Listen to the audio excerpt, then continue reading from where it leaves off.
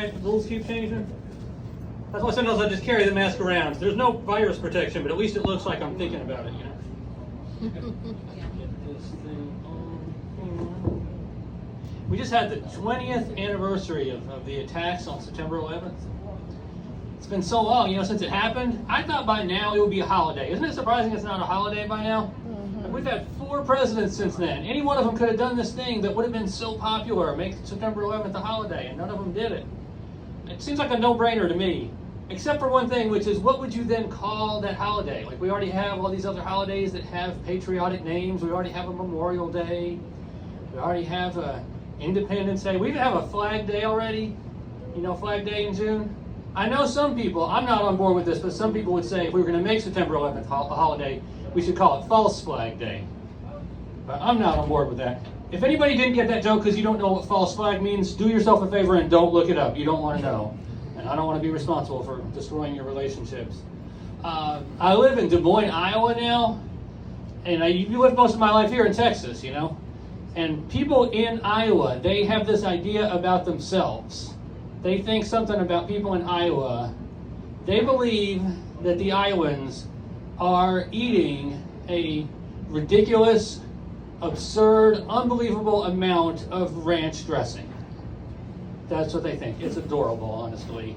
And it's not just people who are native to Iowa, who were born there and lived in Iowa their whole life, that think this way. Like, I encounter people who moved to Iowa from, like, Georgia or New Hampshire or Colorado, and they'll be like, boy, these people in Iowa sure eat a lot of ranch dressing, don't they?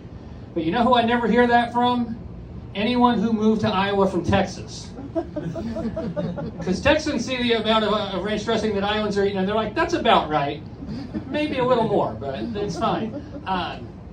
And I'm not saying that the Iowans don't eat an unhealthy amount of ranch dressing, because they do. It's on everything up there, just like it is here. You know, they dip chicken in it. They have it with French fries, onion rings, cheese curds.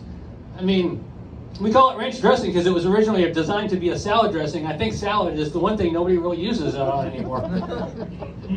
There's one thing that happens to me a lot that I think really can explain why I feel like the Texans are more committed to ranch than the Iowans. And that is that every now and then I will go to a restaurant and have a salad. I don't normally get a salad when I go to a restaurant. Normally I go to the kind of restaurants where they bring all your food all at once. But every now and then I go to one of those fancy, highfalutin places where the food comes out in stages, you know, when they want to bring you a salad before your main food. And they'll ask me what kind of dressing I want for the salad, you know, and sometimes I'll ask, do you have French dressing? And in Iowa, the answer varies. Sometimes they say yes or no, or sometimes they'll try to repeat the question back to make sure they heard me right. Like, did you mean French, like ooh la la? And I'm like, yeah, that kind of French.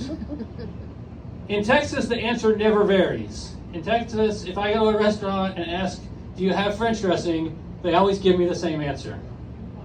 They always say yes, and then they bring me a salad with ranch all over it. So like the French dressing might as well not exist. And I'm sure you all know, and it's sad news for all of us who love doing this kind of thing, Norm Macdonald passed away recently. I only have one joke that I think of as kind of a Norm Macdonald style type of joke or whatever. And that's this one, so I'm going to do it. I used to work with this guy over here. We worked in a counter factory together, making counters. He was very counterproductive. You wouldn't know it. I mean, we had one boss who said he always knew, but that guy, he was always trying to convince people he was so counterintuitive. That's not even what those words mean. Hey, thanks a lot, everybody. All right, one more time for Matt Toomey. Let him hear it. All right. Yes, us and